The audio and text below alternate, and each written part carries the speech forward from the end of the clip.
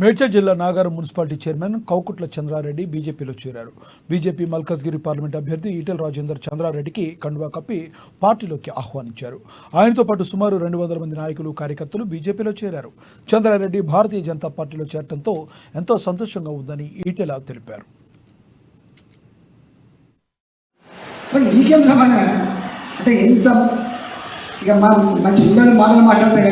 అంటే ఎంత అబద్ధాల మాట.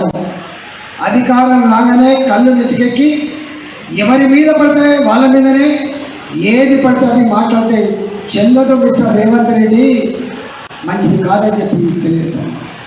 ఆనాడు నువ్వు కొడంగల్లో ఓడిపోతే ఈ మల్కాగిరి ప్రజలు ఆనాడు కేసీఆర్ ఎన్ని కుట్రలు చేసినప్పటికి కూడా, ఎన్ని డబ్బులు ఖర్చు పెట్టినప్పటికి కూడా కొట్లాడేటోడు ఒకడు ఉండాలి, మాట్లాడేటోడు ఉండాలి, ప్రజాస్వామ్యం వర్తిల్లాలని చెప్పి నీకు పట్టం కడితే ఎన్నడూ కూడా ఈ నియోజకవర్గ ప్రజల ముఖం చూడని, ఎన్నడూ ఇక్కడి ప్రజల సమస్యలు పట్టించుకొని ఈ వచ్చి నాది నీది నిజమే అయితే అడుగుతున్నా, ఎందుకు ఇక్కడ ఒక్క మున్సిపాలిటీలో, ఒక్క కార్పొరేషన్లో, ఒక్క హైదరాబాద్ జిహెచ్ఎంసీలో ఎక్కడన్నా ఒక కౌన్సిలర్ గెలిచిందా రేవంత్ రెడ్డి?